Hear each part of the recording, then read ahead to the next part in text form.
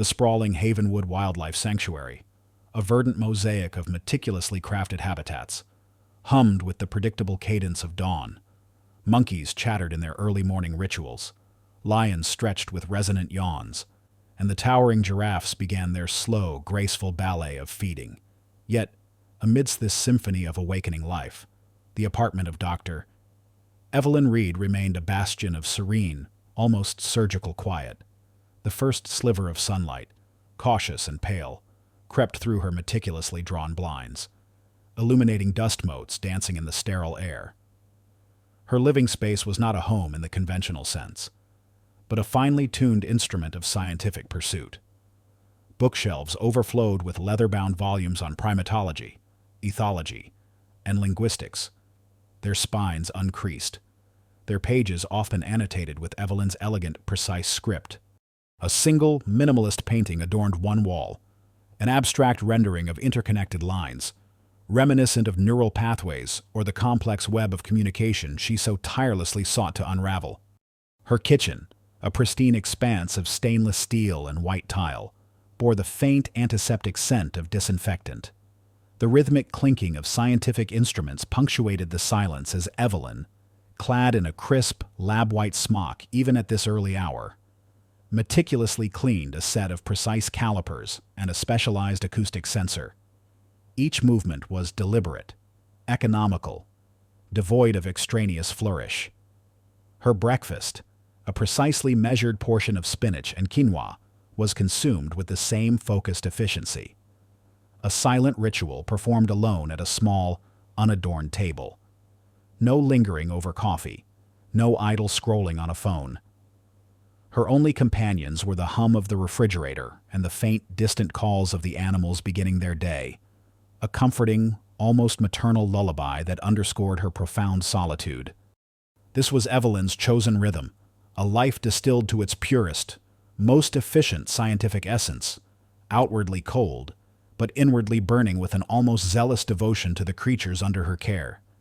The absence of human chatter, of shared laughter, was not a void to her, but a necessary space for focused thought, for the quiet contemplation required to truly understand the silent languages of the wild. Dr. Evelyn Reed was, to her colleagues and to the broader scientific community, a paradox, a brilliant primatologist.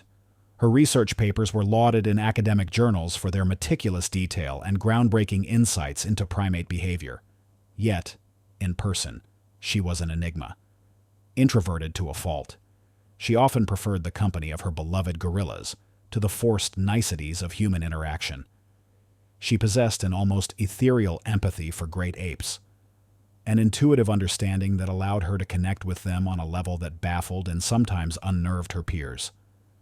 It was a bond forged not just through observation, but through a profound, almost spiritual resonance, a shared language of silence and subtle gesture. Her past, however, cast a long, cool shadow over her present. Years ago, a promising research grant, focusing on her then radical theories of advanced ape communication, had been abruptly revoked. Her methods, which delved beyond conventional sign language into nuanced gestural cues and complex vocalizations, were deemed unscientific and unverifiable by a skeptical, entrenched academic establishment.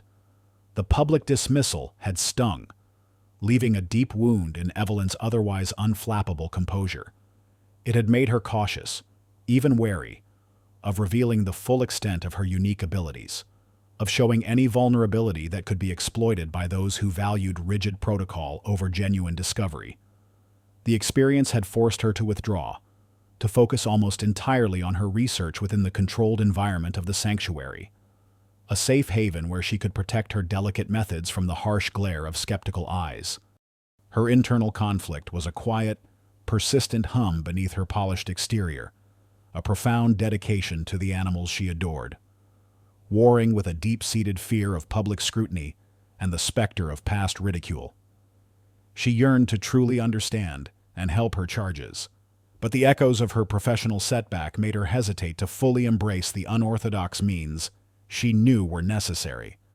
Tucked away in a dusty, leather-bound folder in the back of Evelyn's meticulously organized office, a secret lay dormant. It was a bound copy of her original controversial academic paper. Towards a holistic understanding of ape communication, nuance in gesture and vocalization, complete with detailed schematics of her proposed analytical framework and extensive, if then unvalidated, observational notes. Dismissed as unscientific speculation during her early career, this paper detailed her groundbreaking theory on advanced ape communication through subtle, nuanced gestural cues, facial microexpressions, and complex vocal patterns that went far beyond conventional sign language. She occasionally revisited the paper, her fingers tracing the faded ink, a flicker of wistful longing in her eyes. It was a hidden truth, a buried passion, waiting for the right moment to be unearthed, a subtle foreshadowing of the extraordinary ability she would soon be forced to reveal. At the other end of the scientific spectrum, a stark contrast to Evelyn's quiet introspection, was Dr. Harrison Thorne, the ambitious, by-the-book head veterinarian at Havenwood. Thorne was a man of precise measurements, empirical data, and unwavering adherence to established scientific protocols. He viewed the zoo as a tightly controlled, predictable environment, and believed that any deviation from approved procedures was a direct threat to its reputation and his own professional advancement. He saw Evelyn's unique bond with the gorillas as unscientific anthropomorphism, a sentimental projection of human emotions onto animals, rather than a genuine form of communication. He often dismissed her observations as anecdotal, lacking the quantifiable data he revered. His ambition wasn't malicious in itself. He genuinely believed in the supremacy of his methods and desired to elevate Havenwood to a global standard of medical rigor. However, this belief often translated into an arrogant disregard for any approach that challenged his own. He frequently clashed with Evelyn over her unconventional and unverifiable methods, viewing her as an impediment to progress and a potential liability. He was a force of rigid authority, unwilling to bend to anything that defied his narrow definition of scientific truth. Unbeknownst to the dedicated scientists and staff of Havenwood, a venomous serpent had slithered into their idyllic sanctuary.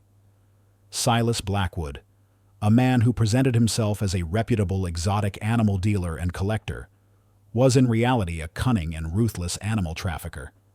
His charm was a carefully constructed facade, his philanthropic gestures mere smokescreens to conceal his true, abhorrent intentions.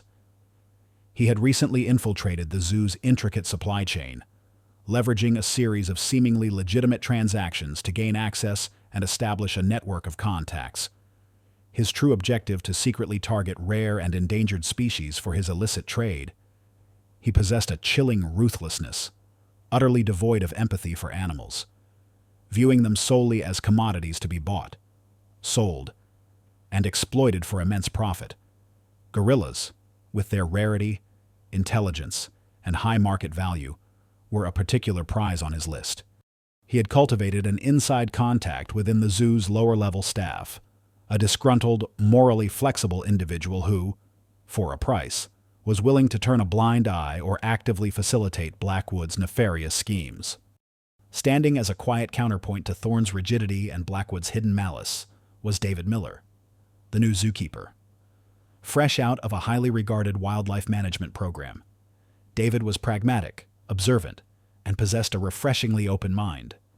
He was new to Havenwood, and thus didn't carry the same entrenched prejudices or institutional biases as some of the older, more cynical staff members. He had heard the whispered anecdotes about Dr. Reed's eccentricities and her unusual methods, but he chose to observe rather than judge. From his first day, he noticed Evelyn's unique bond with the gorillas, the subtle exchanges, the quiet understanding that seemed to transcend words. He was quietly impressed by her unwavering dedication, her tireless hours spent in observation, her genuine affection for the animals. David was the kind of person who listened more than he spoke, and in a place where Evelyn's voice was often dismissed, he might just be the first to truly hear her. He was a potential ally, a quiet force of reason in a world rapidly descending into chaos. The sky had turned a weeping gray, heavy with the promise of rain. A particularly blustery afternoon wind whipped through the towering enclosures, rattling the sparse autumn leaves. In the gorilla habitat, the air was thick with the scent of damp earth and the quiet hum of content primate life. Suddenly, a panicked blur of brown fur scurried past David Miller's peripheral vision. A young, injured squirrel, disoriented by the wind and the looming threat of the heavy rain, had somehow managed to breach the perimeter of the gorilla enclosure, accidentally falling into the wide, shallow moat that separated the apes from the viewing area. Its tiny body thrashed wildly in the water, a desperate, pathetic struggle. The other zookeepers, alerted by the commotion, rushed forward with nets and long poles, their actions clumsy and agitated. The gorillas, usually placid, reacted with immediate alarm. Coco, the wise, elderly matriarch of the gorilla family, a majestic silverback with eyes that held the depth of ancient forests, became agitated. Her low, rumbling growl vibrated through the air, a warning to the perceived intruders, her immense power barely contained. The other gorillas mirrored her distress, their heavy thuds against the enclosure walls echoing her rising tension. Dr. Thorne, observing from a distance, barked orders into his comms. "Get a tranquilizer ready. We can't have an agitated silverback with staff inside." His voice was sharp, laced with impatience. Evelyn, who had been meticulously observing Coco's subtle behavioral shifts from a hidden viewing platform, felt a sudden, visceral pang. She knew that tranquilizing Coco would only exacerbate her stress, potentially causing further harm. Without hesitation, ignoring Dr. Thorne's increasingly frantic shouts to wait for tranquilizers, Evelyn moved. Her steps were light, purposeful, her gaze fixed on Coco. She bypassed the agitated zookeepers, her presence a ripple of calm in the escalating chaos. She entered the enclosure, her movements deliberate, her body language radiating empathy and profound respect. She didn't rush towards the squirrel. Instead, she moved towards Coco, her hands held open, palms visible, a universal sign of peace and trust. She spoke not in words, but in a series of unique, almost imperceptible hand movements, a subtle raising of her brow, a gentle tilt of her head, a soft, almost imperceptible twitch of her fingers. Her body language was open, non-threatening, radiating empathy. She communicated with Coco through a series of gestures and a low, soothing vocalization, a complex language that few, if any, humans understood. Coco, surprisingly, responded. Her growl softened to a low rumble, her immense shoulders relaxing slightly. Her piercing gaze remained fixed on Evelyn, but the menacing tension in her posture slowly bled away, with a series of gentle, almost imperceptible hand movements of her own. Coco seemed to communicate understanding, a silent agreement passing between the two beings. She then turned her massive head, allowing Evelyn to safely approach the squirrel without fear of aggression. Evelyn carefully scooped the trembling squirrel into her cupped hands, its tiny heart thrumming against her palm. She swiftly retreated, her movements still calm, until she was safely outside the enclosure. She gently released the squirrel into the nearby bushes, watching it disappear into the undergrowth. A small victory. David Miller, the new zookeeper, had observed this entire exchange from a distance, standing somewhat apart from the other agitated staff. He was profoundly struck. He had seen zookeepers work with animals before, but this was different. This was a profound, almost mystical connection. He saw the genuine compassion radiating from Evelyn, the silent understanding that passed between her and Coco, a bond that transcended typical zookeeping and hinted at something far deeper, far more intuitive. It was a profound save the cat moment, not just for the squirrel, but for Evelyn herself. David saw not just a scientist, but a protector, a healer, a woman whose true calling transcended the conventional, and for the first time, he felt a flicker of profound respect, a nascent belief in the unique abilities of Dr. Evelyn Reed. He knew, with a certainty that defied logic, that he had just witnessed something extraordinary. The quiet, almost sacred rhythm of Evelyn's life at Havenwood was abruptly, brutally shattered, not by a dramatic roar or a whispered threat, but by the insidious creep of illness. It began subtly, a faint lethargy in Coco, Evelyn's most cherished gorilla, a barely perceptible dullness in her usually bright, intelligent eyes. Coco, the wise matriarch, was not merely a research subject to Evelyn, she was a companion. A silent confidant who seemed to understand Evelyn's own unspoken thoughts and feelings. Evelyn, accustomed to Coco's robust health and stoic demeanor, dismissed the initial signs as a temporary fatigue, perhaps a change in the weather affecting her appetite. She watched Coco carefully, her scientific mind sifting through data, searching for a rational explanation. But an unsettling intuition, a prickle of unease, began to whisper at the edges of her consciousness. This was Coco, and Coco was never truly off. Then came the more alarming symptoms, a persistent, hacking cough that rattled Coco's massive chest, a complete refusal of her favorite bamboo shoots, and an unusual, low vocalization, a mournful hoot that echoed with a profound sorrow Evelyn had never heard before.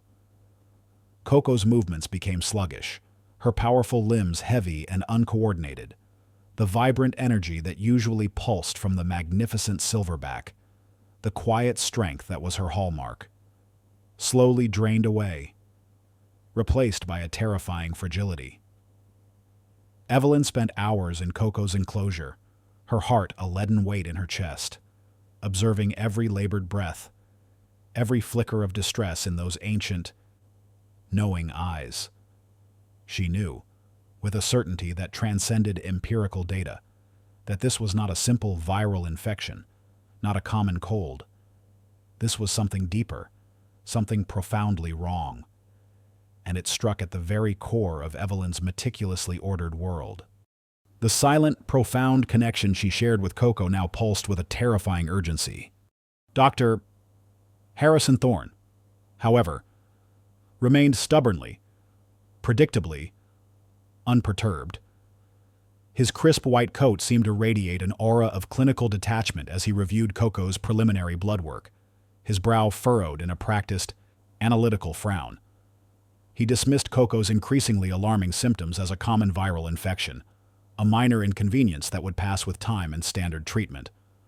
Typical primate flu, Dr. Reed, he declared, his voice devoid of concern, laced with a familiar, condescending certainty. Nothing to be alarmed about. We'll start her on a broad-spectrum antibiotic and some anti-inflammatories. She'll be fine in a few days. He recommended a tranquilizer to manage Coco's agitation, citing the need for stable patient management during her perceived illness. An agitated ape, he stated, is a dangerous ape, regardless of their health. Evelyn's stomach churned. She deeply opposed the use of tranquilizers on Coco, knowing it would only further stress her, potentially masking the true cause of her illness. It felt like a betrayal of the profound trust they shared. She knew Coco's behavior was atypical for a simple illness. The profound lethargy combined with the unusual vocalization hinted at something far more sinister.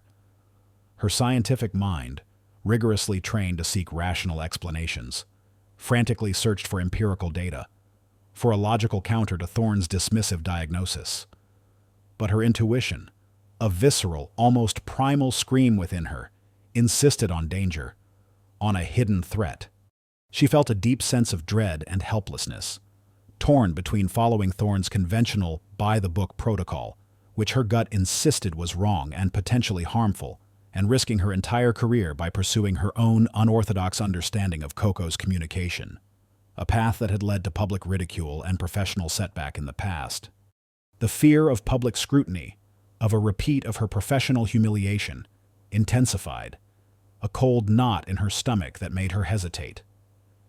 She watched Coco, her massive body slumped against the cold concrete wall of the enclosure, her eyes filled with an unfamiliar desperation, trying to communicate through subtle shifts in her gaze, through strained, almost imperceptible hand movements that Evelyn's keen eye caught, though she couldn't yet decipher their full meaning.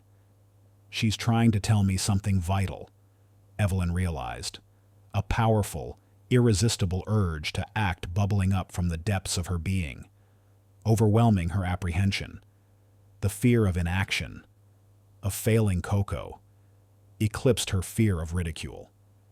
This profound connection, this silent plea from a creature she understood more deeply than any human, triggered a powerful, instinctual drive. She had to understand. She had to act. The quiet hum of her internal conflict now roared into a powerful crescendo, pushing her towards a precipice.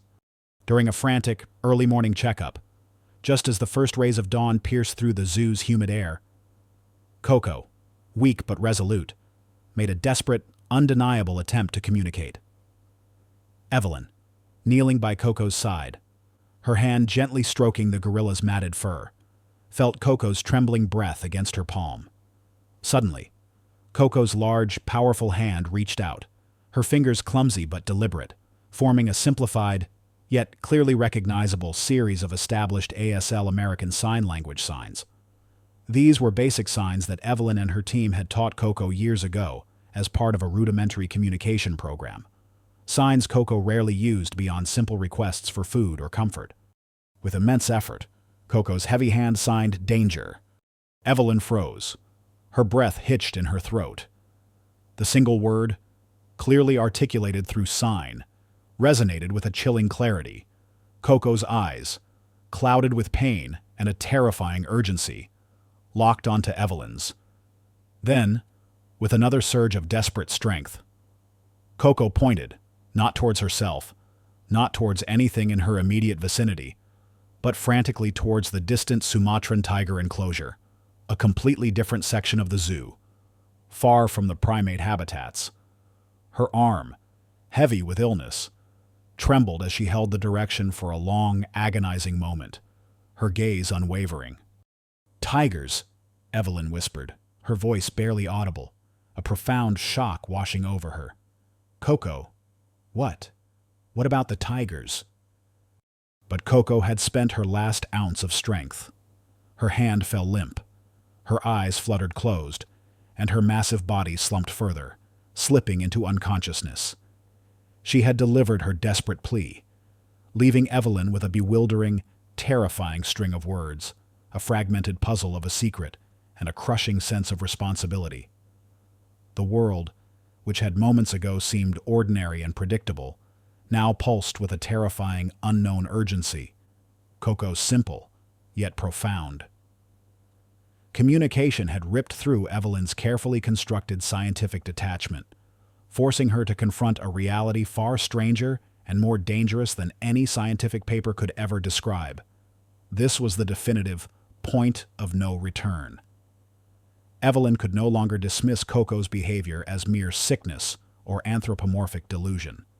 She knew Coco was communicating a real, imminent threat, a danger that extended beyond her own enclosure, reaching towards the vulnerable Sumatran tigers. Her desperate plea had shattered Evelyn's internal conflict, galvanizing her into action. She felt a powerful, irresistible urge to investigate Coco's warning, knowing it would force her to confront Thorne's skepticism and bureaucracy, and risk her career. There was no turning back to the quiet, predictable life of observation. She was now inextricably drawn into a dangerous, unseen world, burdened by a secret that only she truly understood. Coco's health continued its terrifying decline, each labored breath a raw testament to the unseen enemy gnawing at her powerful frame. Her eyes, once pools of ancient wisdom, now held a dull, distant glaze. Evelyn, consumed by a fierce urgency, felt the relentless march of time pressing down on her. The tranquilizers Thorne had so readily prescribed remained untouched, a silent defiance against a protocol she knew, with every fiber of her being, was profoundly wrong. She spent sleepless nights in Coco's observation chamber, compiling meticulous data, her brain a whirlwind of theories, her fingers flying across her tablet, cross-referencing Coco's symptoms with every known primate illness, every environmental toxin. She searched for the quantifiable evidence Thorne demanded, knowing full well it might not exist in a form he would recognize. She needed to build a case, not just for Coco's survival, but for the credibility of her own, unorthodox understanding. She felt the heavy burden of Coco's unspoken plea, a silent scream for help that only Evelyn seemed capable of hearing. The following morning, Havenwood's veterinary clinic, usually a sanctuary of sterile efficiency, crackled with unspoken tension. Dr. Harrison Thorne, impeccably dressed as always, stood before a gleaming whiteboard covered in complex veterinary charts, lecturing a group of junior zookeepers on standard animal husbandry. Evelyn, her face pale from exhaustion, her eyes burning with fierce conviction, walked in, the tablet clutched tightly in her hand. Her heart hammered against her ribs, a frantic drumbeat against the silence of her internal dread. She knew this confrontation was inevitable, a clash of ideologies that would either validate her deepest beliefs or shatter her career. "Dr. Thorne," Evelyn began, her voice cutting through the clinical hum, surprisingly steady despite the tremor in her hands. She presented her tablet, displaying a meticulously compiled series of Coco's atypical vital signs and behavioral anomalies. Coco's condition is deteriorating rapidly, and her symptoms don't align with a common viral infection. She signed danger and pointed to the Sumatran tiger enclosure. "She's trying to tell us something about the tigers." Thorne scoffed, a dismissive sound that reverberated through the quiet clinic. He barely glanced at her tablet, his gaze flickering with thinly veiled impatience. "Dr. Reed, we've been over this. Gorillas do not sign abstract concepts like danger in a coherent, verifiable manner. Her gestures are likely a response to stress or, frankly, delirium due to her illness. To suggest she's warning us about the tigers is, frankly, anthropomorphic misinterpretation at best, and wildly irresponsible speculation at worst."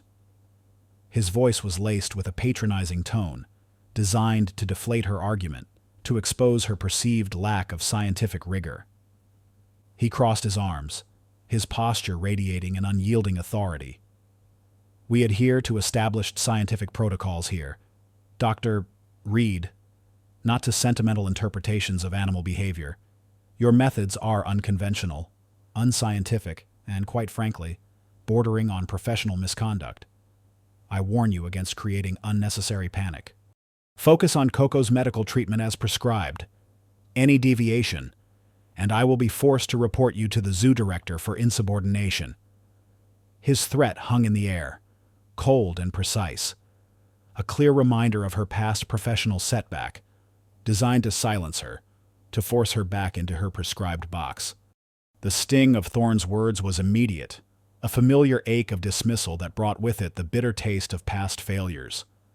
Evelyn's cheeks flushed, but she refused to back down.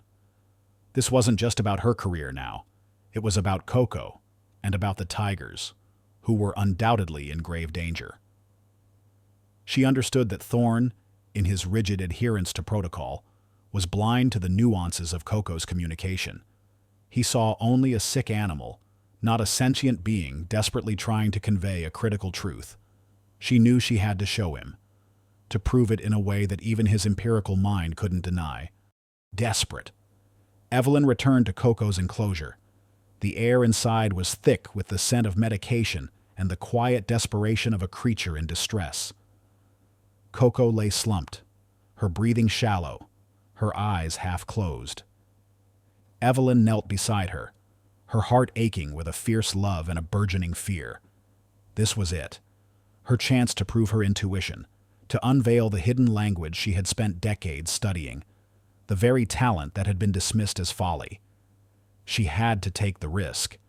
She began speaking to Coco, her voice a low, soothing murmur, not in English, but in a series of unique, highly nuanced gestural cues, subtle body language, and specific vocalizations that she had developed over years of close, intimate interaction with the gorillas. These were the very communication methods detailed in her controversial paper, the ones dismissed as unscientific by the academic world. Evelyn gently stroked Coco's massive hand, then performed a series of flowing, deliberate hand movements, mimicking the subtle shifts in the wind, the rustle of leaves, the quiet stealth of a predator. She then held her hand to her nose, inhaling deeply. then recoiled, mimicking a foul, unusual smell. She followed this with a series of distinct clicks and whirs, sounds that were not gorilla vocalizations, but imitations of something metallic and rhythmic. Coco, roused by Evelyn's unwavering presence and the familiarity of her unique communication, slowly, painstakingly responded. Her strength, though diminished, seemed to flow back, fueled by a profound urgency. She not only repeated the danger sign but elaborated with startling clarity. Her signs, a combination of recognized ASL gestures and complex, subtle movements that Evelyn had theorized about in her old paper, unfolded with a chilling narrative. Coco signed tiger, then sick, then bad man, her gaze darting furtively around the enclosure, as if searching for something unseen. Then came the chilling detail. Coco made a series of gestures indicating, "Take away at night," mimicking something being lifted, carried, and hidden. Her most alarming communication came next. She used a peculiar, repetitive flapping motion with her hand, combined with a quick, darting eye movement, indicating small flying metal thing. She then pointed, not with her finger, but with a nuanced shift of her massive head, towards a barely visible, almost hidden drainage vent near the bottom of the enclosure wall, near the outer perimeter. The depth and specificity of Coco's communication were far beyond anything previously recorded for a gorilla, revealing a level of complex thought and observation that defied conventional understanding. Unbeknownst to Evelyn, two crucial figures were silently witnessing this extraordinary display. David Miller, the new zookeeper, had been drawn to the gorilla enclosure by an almost magnetic pull. He'd been quietly observing Coco's deteriorating health and Evelyn's intense, almost obsessive focus on her, sensing the unusual bond between them. Now, he stood hidden behind a cluster of dense foliage, his eyes wide, his jaw slack. He witnessed the entire exchange, Evelyn's nuanced gestures, Coco's astonishingly complex responses, the clear narrative unfolding through their silent, yet profoundly articulate language. He saw the unveiling of Coco's true intelligence and Evelyn's unique, almost mystical connection. His initial skepticism shattered, replaced by a profound sense of awe and an unshakable belief. Simultaneously, Gary Jenkins, a disgruntled night guard, Blackwood's inside contact, happened to be passing by the enclosure, his usual route a mere coincidence. He had heard the faint commotion, and drawn by a cynical curiosity, he paused.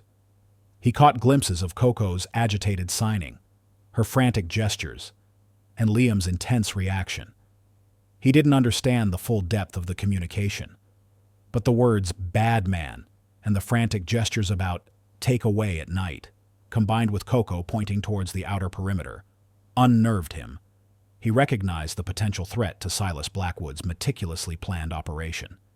His eyes narrowed, a flicker of opportunistic concern mixed with cynical calculation crossing his face. He quickly pulled out his concealed walkie-talkie, a direct, secure line to Blackwood, and quietly reported back. No sooner had Coco finished her elaborate signing than Dr. Harrison Thorne, alerted by a nervous junior zookeeper about Evelyn's unusual behavior in Coco's enclosure, arrived on the scene. He saw Coco's agitated state, her labored breathing, and Evelyn's intense, almost manic focus. He also noticed David Miller, seemingly transfixed by the scene. Thorne's face tightened in a grimace of thinly veiled contempt. "Dr. Reed," he snapped, his voice sharp with thinly veiled fury. "What in heaven's name are you doing? This is utterly unprofessional. You are agitating a dangerously ill animal. This is a circus act, not science." He immediately pulled out his phone, his finger hovering over the speed dial for the zoo director. "I'm calling the director now," he announced, his voice cold and deliberate. "I'm demanding your immediate suspension for gross misconduct, and Coco," he added, his gaze fixed on the ailing gorilla, "will be tranquilized immediately for behavioral instability. This is for her own good, and for the safety of the staff.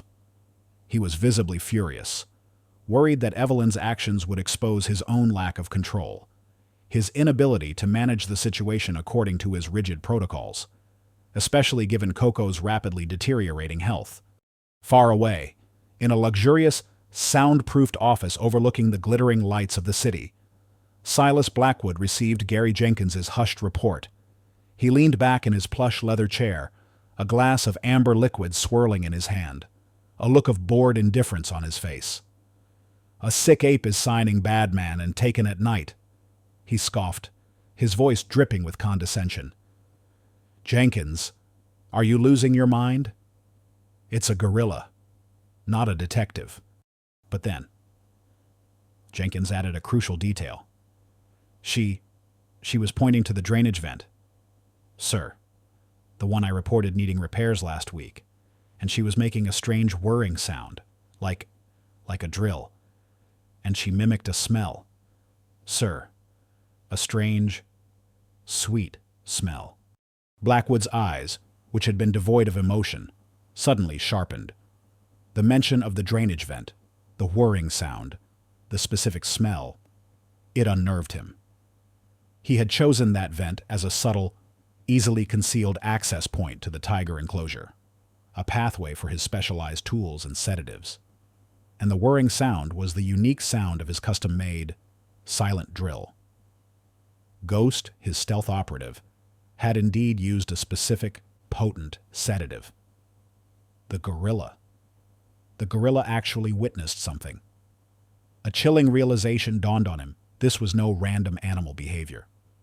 The highly intelligent ape might have glimpsed something vital, something that could unravel his meticulously planned operation. His casual indifference vanished, replaced by a cold, calculating fury. He slammed his glass down on the table, the liquid sloshing over the rim. "Jenkins, you fool! Why didn't you say this before?" he barked into the phone. "Deploy Ghost, immediately. He is to quietly monitor Coco's enclosure and Dr. Reed's movements. If the gorilla attempts to communicate further, or if Dr. Reed makes any move towards the tiger enclosure, Ghost is to ensure Coco does not communicate again, permanently, if necessary, and prepare for an accelerated extraction of the tigers. We can't afford any more delays." Blackwood's voice was now a dangerous purr, laced with chilling menace. He would not allow a mere animal, or an eccentric primatologist, to jeopardize his multi-million-dollar operation. The net was tightening around Evelyn, a sinister web spun by a ruthless predator who left nothing to chance. He picked up another phone, making a call to his high-level operative, a shadowy figure he referred to only as the Shepherd, outlining the new, urgent threat. The hunt had begun, and Silas Blackwood, the master manipulator, was ready to strike. The morning dawned with an oppressive weight, casting long, grim shadows across the Havenwood Wildlife Sanctuary. Coco's breathing had grown shallower, each gasp a desperate whisper against the encroaching silence. Dr. Thorne, his face set in a grim mask of professional determination, had issued his final unequivocal order. Coco was to be tranquilized and immediately moved to a sterile, isolated medical facility for intensive observation. He cited unstable behavioral patterns and the risk of contagion as his official justifications.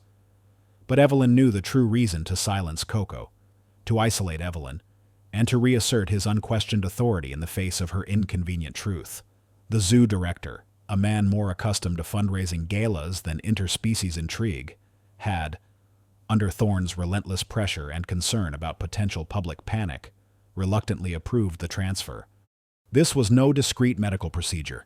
It was a public declaration, a carefully orchestrated act designed to control the narrative, drawing the attention of other staff members and, inevitably, the ever-watchful eyes of Silas Blackwood's operatives. It was a terrifying public act that effectively placed Coco's life, and Evelyn's career, in immense peril. The gorilla enclosure, usually a vibrant space teeming with the gentle giants, now felt like a sealed tomb. It was here, in this place that had once been Evelyn's sanctuary, the very heart of her life's work and her profound connection to these magnificent creatures that she would face her ultimate test. This was the gauntlet she had to run, a battleground where her deepest convictions would be forged or shattered. Dr. Thorne, flanked by a medical team, stood poised with a tranquilizer dart gun, its needle glinting ominously in the artificial light. His eyes, cold and resolute, were fixed on Coco, then flickered to Evelyn, a silent challenge. The zoo director hovered nervously, his concern for the animals warring with his fear of public scandal. Other zookeepers, a mixture of curiosity and unease on their faces, gathered at the perimeter, their whispers hushed, their glances furtive. The palpable tension in the air was a physical weight, pressing down on Evelyn, stifling her breath. Evelyn felt utterly, profoundly alone. Dr.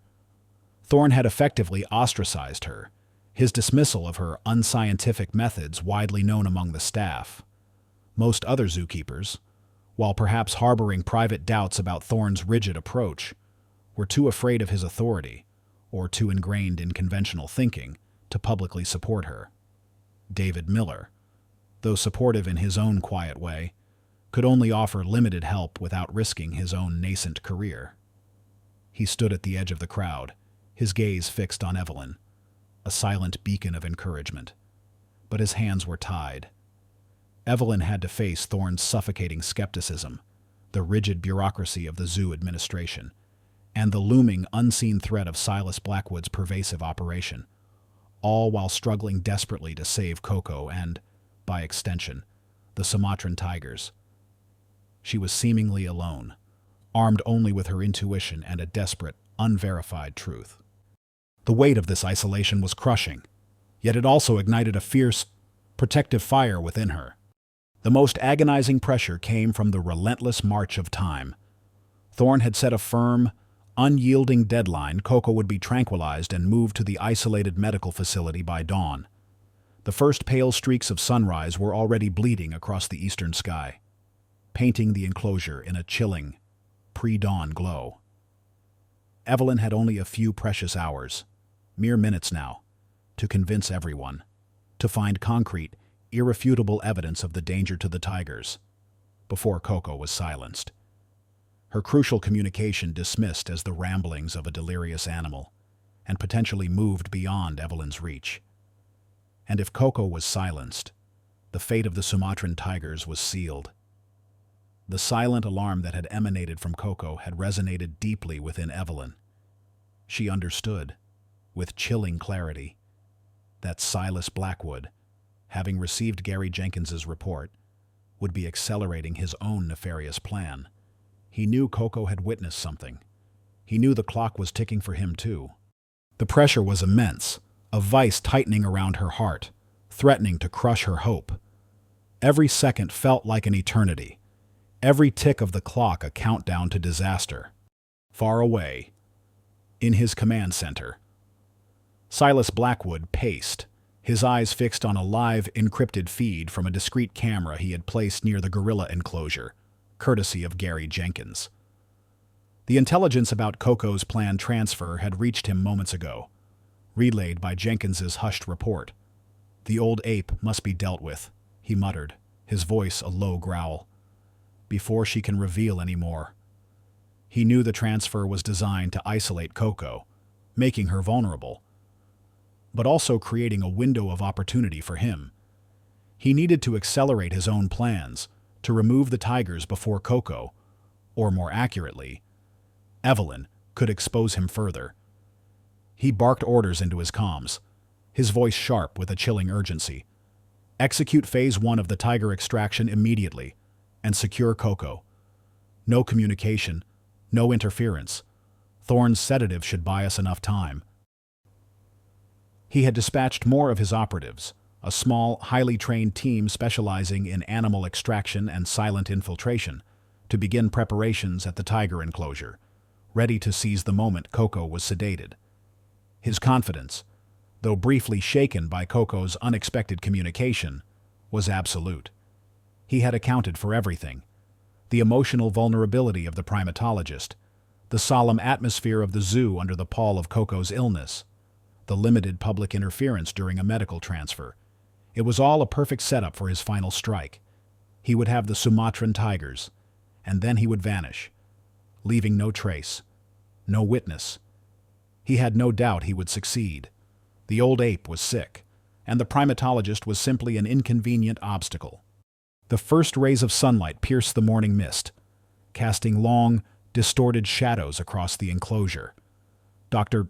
Thorne, his expression grim, stepped forward, the tranquilizer dart gun raised. "Dr. Reed," he stated, his voice flat, devoid of emotion. "Stand aside. We're on a schedule. This is for Coco's safety."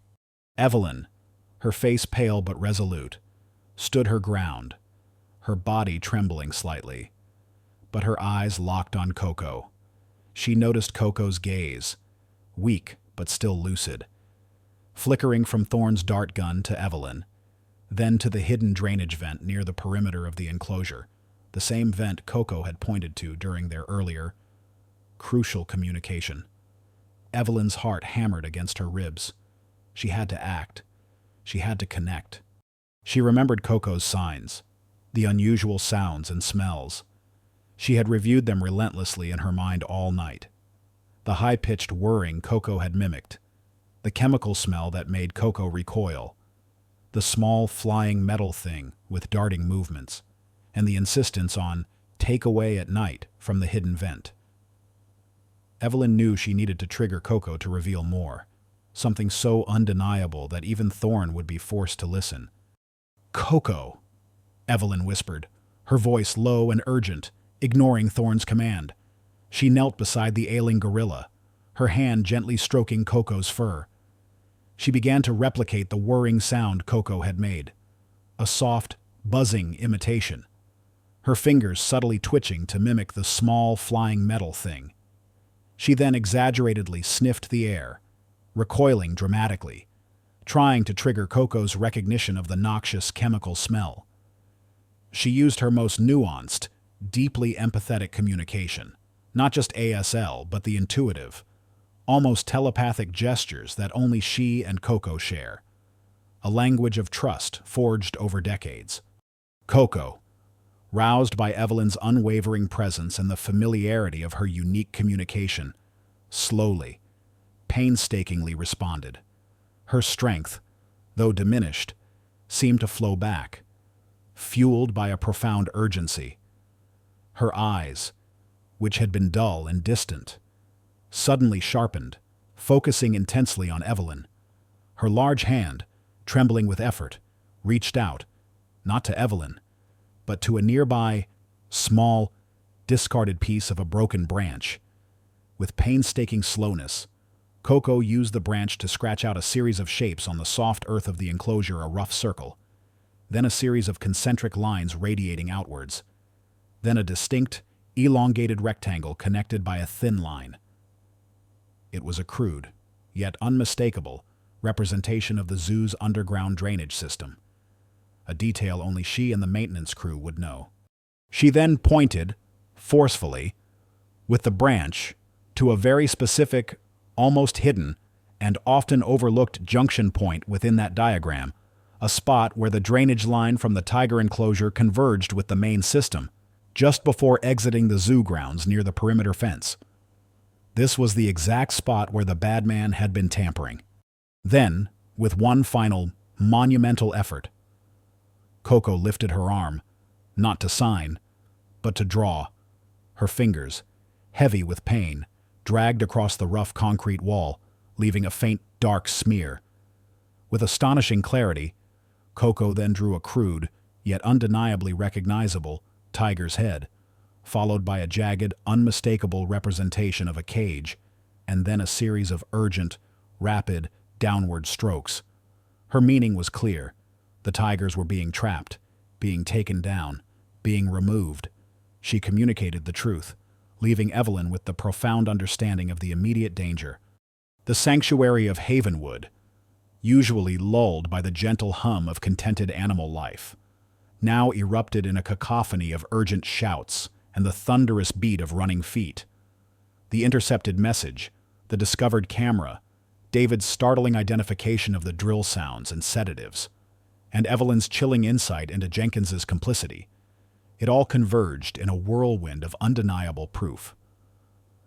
The tranquilizer dart gun, once a symbol of Thorne's rigid authority, now hung limply in his hand, a testament to his shattered certainty. He stood frozen, his face a canvas of disbelief and horror, watching as the zoo security team, galvanized by the undeniable evidence and Eleanor Hayes's federal confirmation, stormed towards the Sumatran tiger enclosure. The peaceful dawn had shattered, giving way to the stark, terrifying reality of a covert war being waged within the sanctuary walls. Dr. Evelyn Reed, her body trembling from exhaustion and the raw adrenaline coursing through her veins, stood resolute beside Coco. The frail gorilla, having delivered her desperate message, now lay still, her breathing shallow, her eyes closed, seemingly on the brink of collapse. Evelyn's heart hammered against her ribs, a frantic drumbeat of hope and fear. She had pushed Coco to her absolute limit, asking the impossible. Now. As the sounds of the security team's approach echoed from the distance, Evelyn knelt, her hand gently stroking Coco's fur, whispering words of comfort, of gratitude, a silent promise that Coco's sacrifice would not be in vain. She looked at Coco's still form, then towards the hidden drainage vent, a profound sense of vindication washing over her, mixed with a chilling dread for the tiger's fate. Silas Blackwood, watching the chaos unfold on his private feed, roared in a guttural surge of unadulterated fury. His impeccably tailored suit seemed to tighten around him as his polished facade completely shattered, revealing the vicious, desperate animal beneath. The ape she gave them enough eliminate all loose ends now. He shrieked, his manic glee turned to a chilling snarl of defeat. His plan, meticulously crafted over decades, was unraveling because of a gorilla's accidental witness account and a primatologist's unwavering intuition. Blackwood's second operative, Ghost, a shadowy figure Evelyn hadn't yet seen, had already infiltrated the tiger enclosure and was in the process of subduing the tigers. Blackwood barked new orders into his comms. Ghost, secure the tigers. Get them out. Now. And neutralize Jenkins. He's compromised. And the gorilla. And the primatologist. Leave no witnesses. His voice was a low, dangerous purr, almost imperceptible, yet resonating with absolute, brutal resolve. He initiated the final, desperate phase of his extraction, prioritizing speed and ruthlessness over stealth. But it was too late. Just as Ghost, inside the tiger enclosure, was preparing to tranquilize the last tiger, a thunderous crash erupted as the zoo's reinforced security forces, led by a determined David Miller, who had instinctively sprinted ahead of the main group, breached the enclosure. David, wielding a heavy tranquilizer rifle, moved with a surprising agility, his eyes scanning for the threat. He spotted Ghost attempting to hoist a large, sedated Sumatran tiger onto a specialized stretcher, clearly designed for illicit removal. "Freeze!" David shouted, his voice echoing through the enclosure.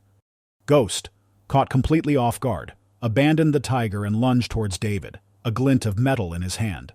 But David, fueled by adrenaline and a desperate need to protect the animals, was ready. He moved swiftly, his tranquilizer rifle a surprising blunt instrument. He swung, not to shoot, but to block, deflecting Ghost's attack, forcing the operative to stumble backward. The security team, now swarming in, quickly overwhelmed Ghost, securing him before he could inflict any harm. The tigers, though sedated, were safe. Meanwhile, back at Coco's enclosure, Gary Jenkins. Blackwood's inside contact, seeing the unfolding disaster and hearing Blackwood's frantic, condemning orders over his own concealed comms, made a desperate attempt to escape. He tried to blend into the scattering crowd of shocked zookeepers, slipping towards a service exit. But Special Agent Eleanor Hayes, who had been quietly directing her CIA team from a hidden vantage point, was already in position. Her eyes, sharp and unwavering, tracked Jenkins's every move, with a silent signal. Her team of highly trained federal agents, dressed in their characteristic dark tactical gear, materialized from the periphery, converging on Jenkins with practiced precision. Jenkins, surprised by their sudden appearance, barely had time to react before he was expertly disarmed and apprehended, his desperate escape attempt thwarted with swift, silent efficiency. The sheer audacity of the operation, unfolding in the very heart of the zoo, sent a ripple of disbelief and then a profound sense of awe through the gathered onlookers. Dr. Thorne, still reeling from the revelation of his profound error, watched in stunned silence as his own security team, now joined by federal agents, secured Blackwood's operatives. His face was a mask of utter devastation, his once unwavering confidence shattered. He looked at Evelyn, then at Coco, then back at the secure tiger enclosure, his mind struggling to reconcile the impossible truth with his rigidly scientific worldview. The breathless moment. Just as the last of Blackwood's operatives were being apprehended, and the chaos began to subside, a chilling, final piece of the puzzle clicked into place. The intercepted message, the hidden camera footage from the tiger enclosure now being reviewed by federal agents, and the damning testimony from Gary Jenkins and Ghost, all streamed directly to a large, portable monitor that Agent Hayes' team had swiftly set up in the main atrium for real-time analysis. The footage from the tiger enclosure camera, now projected for all to see, clearly showed Blackwood's operatives preparing the sedatives and tools for the tiger removal. And then, a chilling clip Silas Blackwood himself, visible only for a fleeting moment, a smug smile on his face, giving a thumbs up to his operatives, clearly directing the illegal extraction. His face, unmistakable, confirmed his direct involvement. The culmination of events was overwhelming. The quiet disbelief of the zoo staff transformed into profound shock, then a wave of powerful vindication for Evelyn. Dr. Harrison Thorne, standing rigid, his face pale and contorted, slowly, deliberately lowered his dart gun. He looked at Coco, then at Evelyn, then at the captured operatives, his arrogant certainty crumbling to dust. He had dismissed Evelyn, ridiculed her intuition, and almost jeopardized the lives of innocent animals.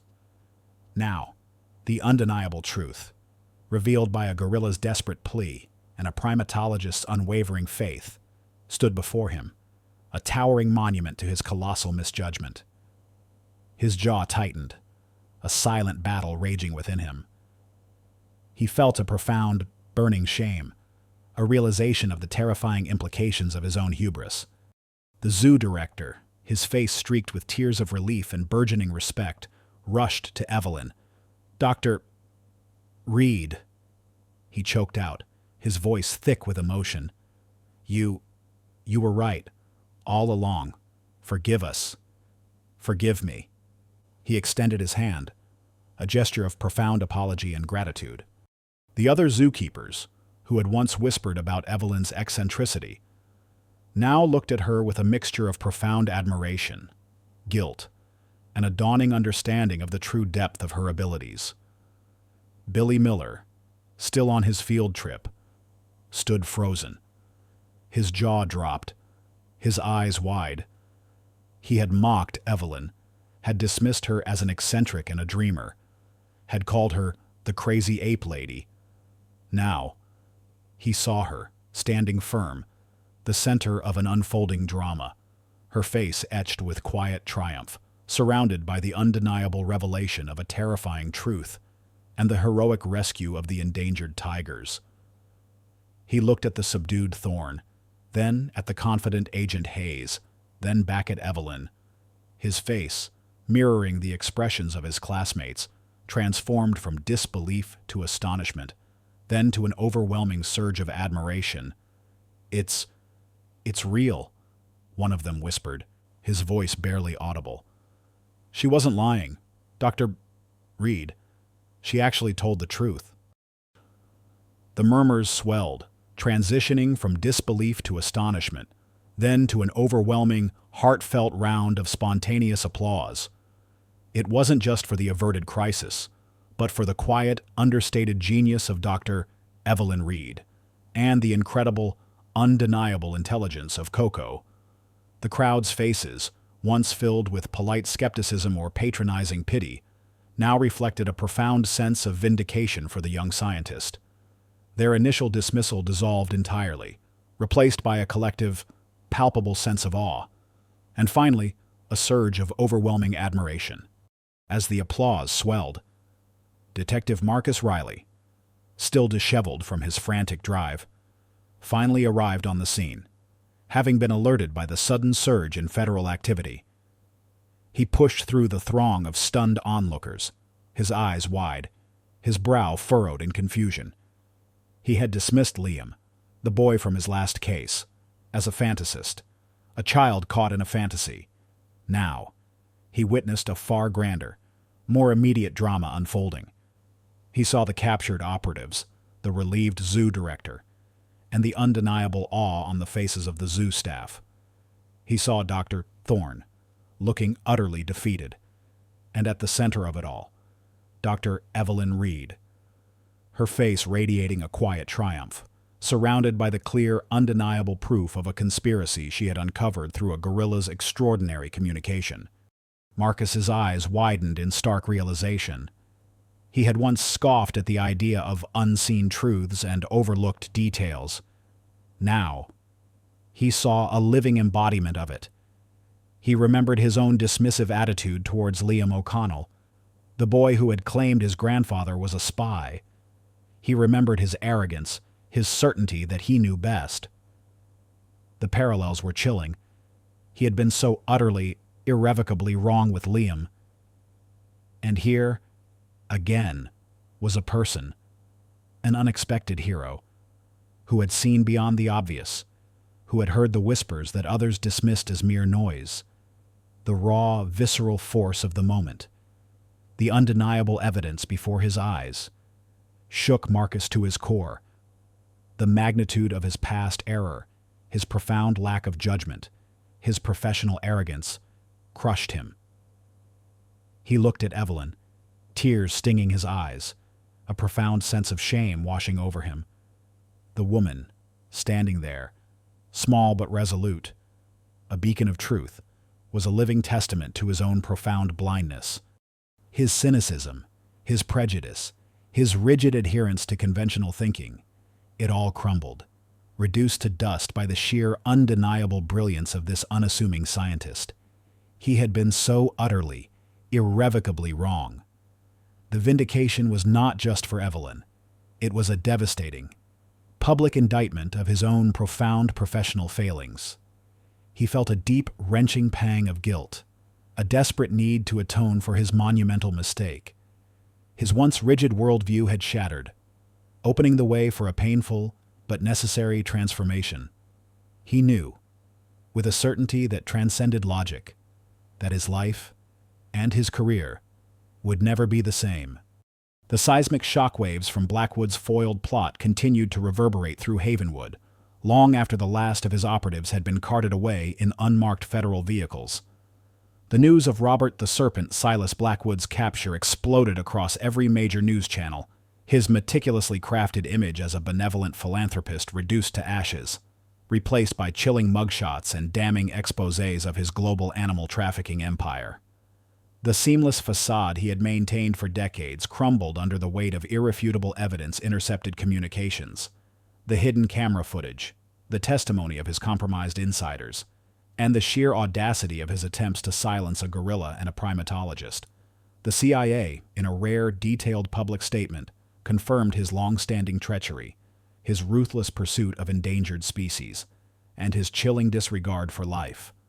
Blackwood faced a staggering litany of charges, a global indictment that included espionage, aggravated animal trafficking, conspiracy, and multiple counts of attempted murder.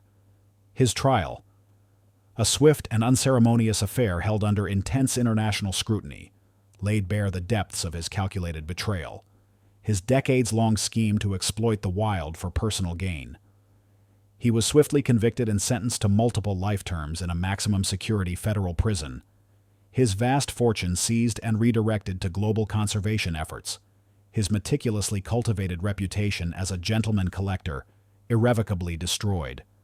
The old fox was truly caged, stripped of his power, his influence, and every last shred of his former life. His intricate network of operatives, stretching across continents, was systematically dismantled with brutal efficiency by coordinated international law enforcement agencies, leaving him utterly alone in his final bitter defeat. Gary Jenkins, Blackwood's disgruntled night guard, was also arrested and faced severe legal consequences, his opportunistic betrayal costing him his freedom and future. For Detective Marcus Riley, the aftermath was a painful, public reckoning. He had arrived at the guerrilla enclosure moments after the climax, witnessing the full, undeniable truth of Evelyn's claims and the sheer scope of the conspiracy. The initial internal investigation into the Havenwood incident, spurred by the undeniable federal involvement and the sheer audacity of Evelyn's unscientific claims being so dramatically vindicated, expanded rapidly. It quickly exposed the full extent of Marcus's dismissiveness, his arrogance, and his profound professional negligence in the Liam O'Connell case. The local newspaper, once quick to praise his perceived dedication, now ran damning editorials about his tunnel vision and his failure to listen to those he deemed unreliable, specifically highlighting his dismissal of a vulnerable child's testimony. His superiors, mortified by the national attention and the clear evidence of his profound bias, acted swiftly and decisively. Marcus was handed a 6-month, unpaid suspension, a harsh disciplinary action that cast a long, dark shadow over his once promising career. During his suspension, Marcus was mandated to attend intensive counseling sessions. These were not mere token gestures, but rigorous, emotionally draining encounters designed to dismantle his ingrained prejudices and rigid worldview. He was forced to confront his unconscious biases, his over-reliance on superficial judgments, and the profound damage his arrogance had caused, not just to his career, but to the trust he held with the public. He devoured case studies of cold cases solved by seemingly insignificant details provided by overlooked witnesses. He volunteered at the local senior center, spending countless hours listening to the residents, truly listening, without judgment or preconceived notions.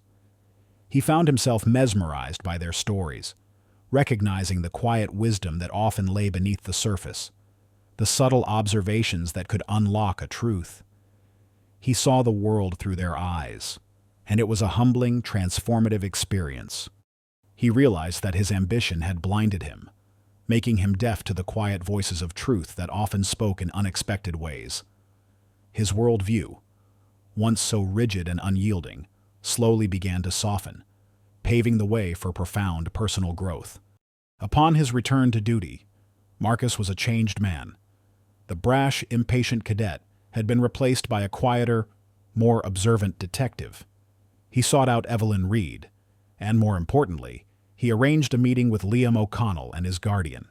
He offered a heartfelt, unscripted apology to both Evelyn and Liam, his voice thick with genuine remorse. "Dr. Reed, Liam," he said, his gaze steady. "I was wrong, terribly wrong. You both saw the truth, and I was too arrogant to believe you. I allowed my own assumptions to get in the way of doing my job. I am truly sorry." His apology wasn't a perfunctory formality. It was a profound act of humility that echoed with deep sincerity. Marcus became a tenacious, patient detective, renowned for his meticulous follow-up on every lead, no matter how small or seemingly insignificant.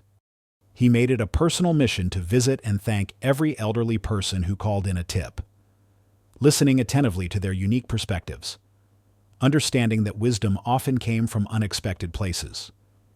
He often referred to Evelyn and Liam as his mentors, the unexpected catalysts who had taught him the most profound lessons about the dangers of prejudice and the true nature of observation.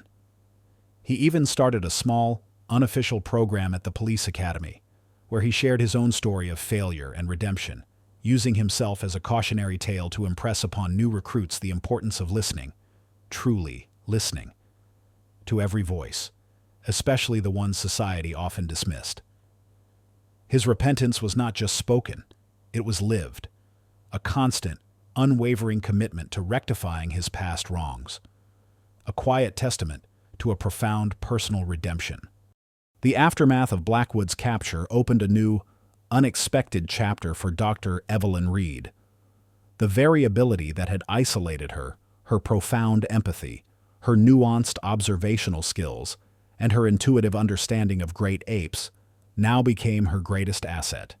She was no longer just an eccentric scientist. She was a celebrated figure, a testament to the power of overlooked wisdom. The CIA, impressed by her unwavering conviction, Coco's astonishing communication, and her crucial role in Blackwood's apprehension, offered her an unprecedented opportunity.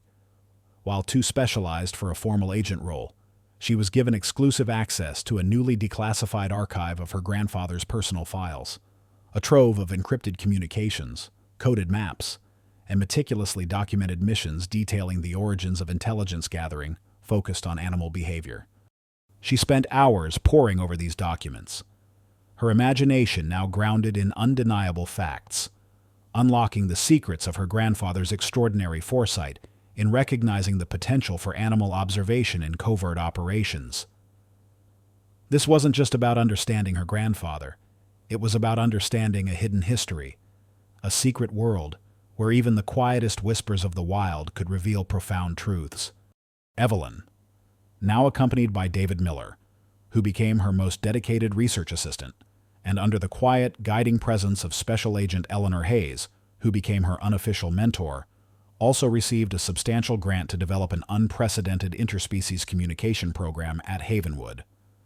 This new opportunity was not merely a professional privilege, it was a profound validation, a purpose that filled her life with meaning and profound intellectual engagement. Her first priority was Coco's continued recovery. Coco, though still weak from her ordeal, began to show remarkable signs of improvement, her eyes slowly regaining their former sparkle, her appetite returning. Evelyn meticulously tailored a recovery plan, combining state-of-the-art veterinary care with her unique empathetic communication, fostering an environment of trust and quiet understanding. This marked a new beginning for Evelyn, for Coco, and for Havenwood. She was no longer a solitary observer of life. She was an active participant, an invaluable contributor to the understanding of animal intelligence and a pioneer in a nascent field. She found a new, profound sense of belonging within this unexpected academic and intelligence community, a network of sharp, dedicated minds who not only respected her abilities, but actively sought her unique perspectives. She found a purpose, a place where her theories were not only believed, but valued beyond measure. One particularly crisp autumn afternoon, almost 6 months after the harrowing events at Havenwood, Evelyn found herself sitting with Eleanor Hayes in a quiet, sun-drenched office at the newly renovated Primate Research Center within Havenwood. The air was cool and dry, filled with the faint, comforting scent of hay and the distant calls of her beloved gorillas. Eleanor, her usual intensity softened by a quiet admiration, had just finished briefing Evelyn on the ongoing dismantling of Blackwood's network and the critical intelligence that Coco's communication had inadvertently provided. "Evelyn," Eleanor began, her voice earnest, her gaze fixed on a monitor displaying a thermal image of a recovering Coco resting peacefully in her enclosure. "What Coco did, what you did, it was truly remarkable. Your grandfather always spoke of the unseen threads that connect us to the natural world. You, Evelyn, you've not only seen them, you've pulled on one. And in doing so, you've unraveled a massive criminal enterprise." She paused, a genuine smile gracing her lips. "The way you noticed the subtle shifts in Coco's behavior, the way you instinctively understood her desperate plea, it was extraordinary. Most adults, even trained agents, would have dismissed it as an animal's distress. You, Evelyn, you saw the truth in her eyes, just as your grandfather taught you to see beyond the obvious." Evelyn, a newfound confidence in her eyes, a quiet light that hadn't been there before, nodded. "He always told me to look closer, Agent Hayes, not just with my eyes, but with my gut. He said secrets hide in plain sight, and if you really listen, they'll tell you their story. She paused, a faint, melancholic smile touching her lips. I just wish he was here. I wish he could have seen that the animals, that Coco. She wasn't just making things up. Eleanor reached across the table and gently squeezed Evelyn's hand, a gesture of profound empathy. He knew. Evelyn. He knew. That's why he encouraged your unique sensitivity, your profound understanding of animals. He saw in you the same discerning eye, the same unwavering spirit. He made sure you would be the one to truly understand, to truly hear the whispers of the wild. And you did it. Evelyn, you truly did. Her gaze was steady, filled with a deep respect that transcended their professional roles. You haven't just helped us catch a dangerous criminal, Evelyn. You've helped us understand the true nature of vigilance, the profound power of authentic observation, and the importance of never underestimating anyone, animal or human, no matter how young or seemingly insignificant they may seem. Their contemplative dialogue was a quiet exchange of shared wisdom and mutual respect, a testament to the powerful bond forged in the crucible of danger and profound understanding. Evelyn, the solitary figure who had once feared being overlooked, had found her true calling, not in isolation, but in the profound richness of connection. She had cultivated a vibrant new community, a network of sharp minds who not only sought her wisdom, but revered her as a true guardian of authentic observation. Her world, once shrunken by self-doubt and the quiet grief of being overlooked, had expanded exponentially, now vibrant with purpose, connection, and the harmonious rhythm of a life truly, deeply lived. The echoes of her lost anonymity had faded, replaced by the vibrant hum of a new, purposeful existence. She had, at last, found her new calm, a profound sense of second spring for her spirit, a vibrant tapestry woven with threads of wisdom, joy, and profound legacy. 5 years later, the Havenwood Wildlife Sanctuary, once a local marvel, had blossomed into the globally recognized Havenwood Center for Interspecies Understanding. Its transformation was not merely architectural, though sleek. State-of-the-art research facilities now blended seamlessly with expanded, naturalistic habitats. It was a metamorphosis of philosophy, driven by the quiet, unwavering dedication of Dr. Evelyn Reed. She, who had once been a solitary figure, was now a world-renowned pioneer in interspecies communication. Her groundbreaking work published in prestigious scientific journals and lauded at international conferences. Her former introversion had softened, replaced by a confident, articulate presence that captivated audiences, from seasoned scientists to wide-eyed schoolchildren. She moved through the center with a quiet authority, her presence radiating a profound sense of purpose and a deep, abiding connection to every creature under her care. The core of this transformation lay in Evelyn's communication programs. They extended far beyond basic sign language, incorporating her unique gestural cues, sophisticated bioacoustic analysis, and an advanced understanding of ape cognition. These methods had yielded astonishing results, opening new avenues of understanding into the complex emotional and intellectual lives of animals. Coco, fully recovered and thriving, remained the beloved matriarch. Her communication skills refined and celebrated. She often participated in public demonstrations, not as a spectacle, but as a living testament to the boundless depths of animal intelligence, captivating millions and inspiring a global movement towards empathetic animal welfare. The center attracted top scientists, eager students, and passionate advocates from around the globe, all drawn by Evelyn's vision and the undeniable evidence of her work.